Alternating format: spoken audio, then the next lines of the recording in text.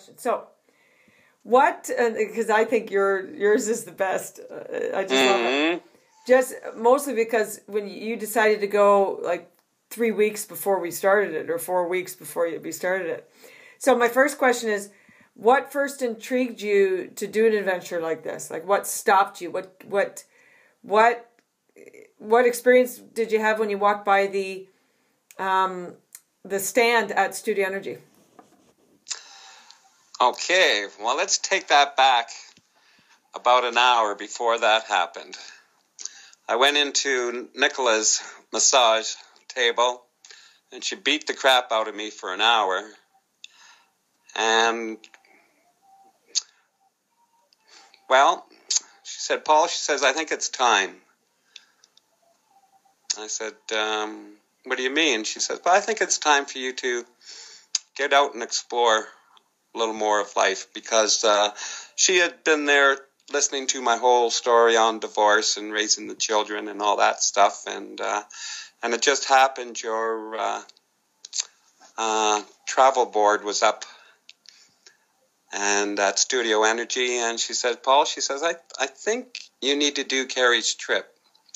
And I said, Carrie who? And so that's how it started. For about half an hour then, she talked to me and says, you can do this. I said, but I'm only a bicycler. She says, Paul, you're in great shape for an old guy. And she didn't say old guy. She never would. But anyways, I said, well, you know what? I think I am ready to emerge. And so, yeah, I was kind of nervous. She was filling out my receipt, and I walked over to your board, and I looked at it and going, wow. I can do this. But to get ready in 5 weeks, wow. So I went over to Nicola and said, yeah, I think I could do that. So you gave me the phone call, and I was yes, no, yes, no, yes, no for a day or two until we met. And that was the tough part, I think, Carrie, was... I wanted to go so bad, but to get there by myself, that was, oh, wow, that was... That was leading me into my next question. What was your biggest obstacle before actually doing the trip? The biggest obstacle that would have stopped you? And that was traveling myself alone. Mm-hmm. Forgot about that, yeah. Mm-hmm. Must be so many great things happening in life right now. And when you did it, Paul, and you went and you flew alone and you went to the airport and you got to Innsbruck, what was the feeling you experienced once you were... Tell me about that. Oh, I tell you, kiddo, it was... I think it's going to be just like my daughter going to Toronto. She wants to do it. She can do it. But it's just to do it. And to get yourself to say, yeah, I can do this. Mm-hmm. So, yeah, I was nervous as heck. And when I get nervous, I talk. And I think that's what helped it. I just talked my way across the ocean. And I think when I landed in Frankfurt the first time, I'm going, they're all just human beings. They're all the same people with different stories and different lives, and so I, just talk to people again, and you know what? It felt comfortable. It felt, I guess the word could be safe. Yeah, I'm pretty fidgety right now. Wow, but my feet are going a mile a minute. When you arrived to your destination, then how did it feel? You know, the biggest worry for me at that time was, how the hell do I find a bus to the train station? And it was easy. Yeah. You just asked. And I think that was the whole thing with the whole trip. You just asked. You just made yourself, I don't know, presentable, available, whatever. But, yeah, and... I tell you, getting to the train station, off the bus, 15 minutes, walking across the platform up the stairs and seeing you and the boys there, I'm going, holy shit. Did it. That was sorry about my French there, but that was exactly how I felt. You were the one that seen me, so I don't even know what I looked like when I seen you guys. What was the feeling you had when you got there? I know you said holy shit, but what was it like? It was like I'm supposed to be here. Gosh, man, I can feel my backpack on my back right now and going. It was just relief. It was, wow, the rest of this is going to be easy and fun. Like a real opening for you. Yeah, that was it, girl. Yeah.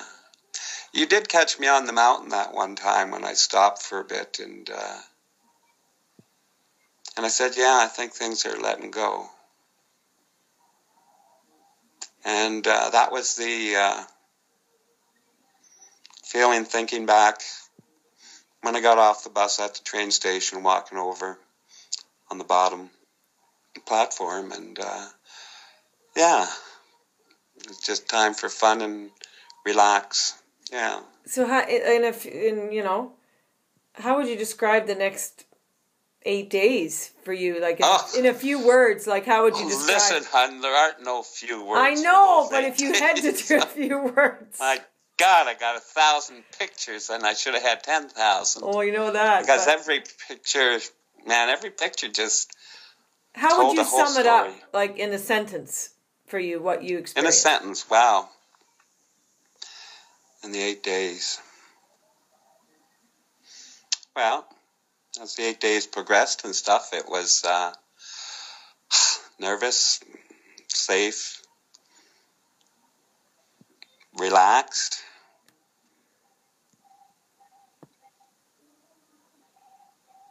And then starting to do things that I hadn't done before. Go out on a dinner date, dance with someone at 1:30 in the morning. Figure out you. And how did that stuff feel? What did that stuff feel like for you? Oh, well, that was it was new because I've never crossed that threshold. I guess I never allowed myself to. How did it feel? Wow. Did you feel like a kid again? Kind of hard with these expressions, but it was like, it's okay, Paul. It's okay to do that. Just don't do anything stupid. Oh, shit. Can you and describe... then there's Carrie making her noon-hour phone call. Where the hell are you, Paul? Can you describe one wow moment for you in the time that you spent there? One that stands out? Gosh, there's a lot.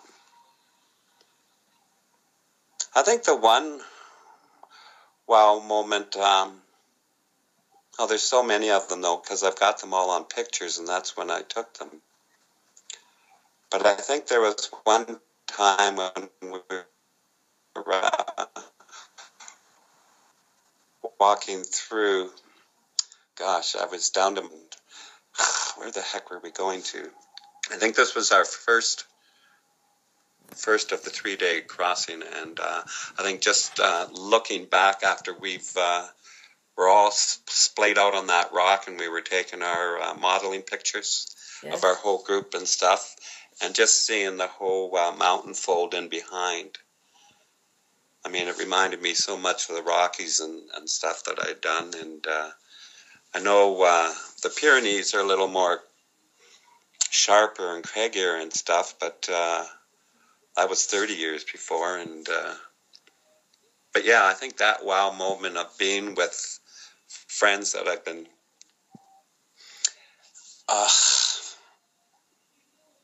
that have just come into my life, 4 days before that, you're going, wow, man, it's like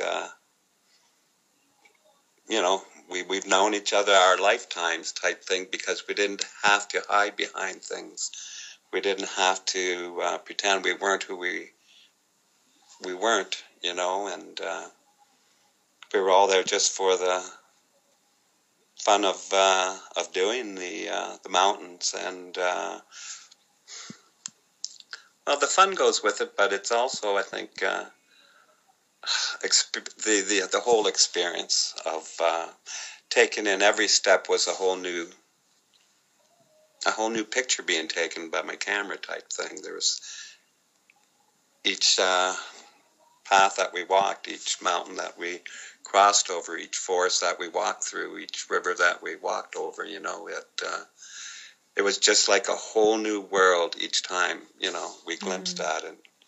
And I think that's what my camera did. So I know I got teased a little bit about all the picture taking I was doing, but that's exactly what was happening in my mind at the same time. I was just, I don't know, I guess just inserting and filing it in my head because it was, as you say, a wow moment. Well, I had 1,000 of them, Carrie. Did you have any sort of epiphanies or something you learned along the way that stands out? Just sort of like where it just went, oh, something like shifted in you. Yes, and that was the point when you came back to me when I had stopped for a bit, and I went, you know what? From now on, Paul, the world is for you to do as you see the best you can. And do the best with what you want. It doesn't necessarily mean other people will agree with it, though. And I said, that's okay. Yeah. Mainly because I didn't like maybe some things that have happened in the past, but yeah, I realized what the word past meant then. Yeah. Did you ever have a point during the week when you thought, can I finish this? Can I do this? You never doubted that. No, that's the easy you're part. Right. That's amazing, kid. I never thought about that. There was just, man, everything I did, it was new, but it seemed old, if you know what I mean. Yeah. I guess I just didn't feel afraid to do new things or want to do the things that I guess I hadn't done for a while. And when it came back, then it was just, yeah, sorry, Carrie, can't find my clothes, can't make it to the train. You'll have to climb the mountain without me, girl. It was just one of those things of, wow, it happened, but it pushed your wasn't boundaries. Expected. It pushed your personal boundaries wide open just getting there. Oh, big time. That any challenge ahead of you was like you didn't even think about it. Like exactly. You were just or going think with the about flow. that I couldn't do it. Sure, there might have been things I might not have found out. But it's interesting though, Carrie, because before I went on the trip there 2.5 years ago, it was a piece of cake going on trips with my family, raising my family, being a scout leader, being a guy at church, being whatever. But this was the first time I did something myself. Maybe for myself, and I didn't realize it. And I think when Nicola brought it to my attention about your hiking, that's when it really went into overdrive then. I mean, you never seen a guy hike and bike and stuff so crazy because he's thinking, my God, I got to go away in 5 weeks to climb mountains, and I haven't done any training where you guys have had your 6 months of in the winter and all that kind of stuff. And I'm going, you know what? I think I fit it in all right. You sure did. And let me ask you this. When we packed up, when it was all said and done, we were leaving, and it was done, how was that experience? How did that feel when you were flying home on the plane? Oh, well, to myself, yeah, it wasn't finished. By all means, yeah, it just, I had just begun. But on the flight home, though, I mean, the poor guy beside me seeing 1,001 pictures and had a whole diatribe of things. But no, he really loved it. It was good. And because our pictures were just incredible. But yeah, you were right, though. I mean, even though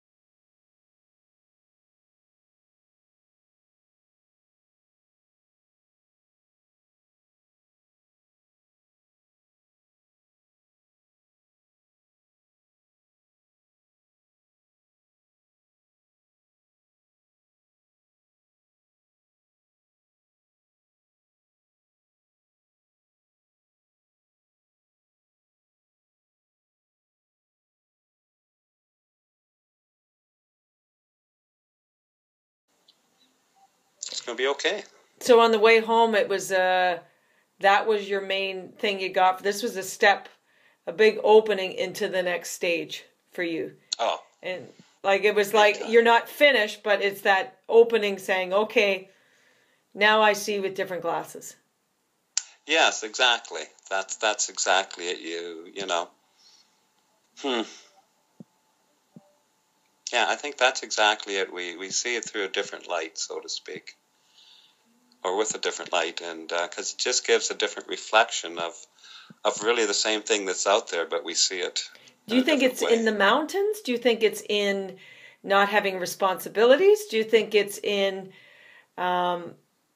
just being in that environment with strangers? What do you think brings us there? Oh gosh, it's the mountains, Carrie. But there's vibes out there. You know, call me crazy, but there is different vibes, different, as you say, epiphanies we get. But not being responsible, heck no, man. We are responsible because you know, we got to just keep taking that next step and having fun, of course, and stuff. But I meant the responsibilities of life. I mean, you leave home. That's what I meant. You go there without your regular home duties and stuff like that. That's what I meant. But that's what I love about going on any trip. Even going to my trailer at the lake and stuff like that. It's just, you can leave some things behind and you can breathe again. Yeah. Mm-hmm. Polly, this is fantastic. Fantastic. Oh. I love everything you said. You are a blessing. Your story is awesome. And that's why I wanted to hear it again. Level, the next step, you know. And why don't they? Pardon? Why don't they? I guess it's what they feel is holding them back. Maybe work, family, religion. I'm not sure what. But when I talk with them, I look at it saying, no, it's not that. It's themselves. I guess they're just afraid of maybe making a mistake or maybe making the wrong choice. Mm-hmm. Well, if you don't make a choice, you ain't going to make a right choice or a wrong choice, are you? Yeah. Good point. Mm-hmm. Wow, I really said that. That didn't make sense.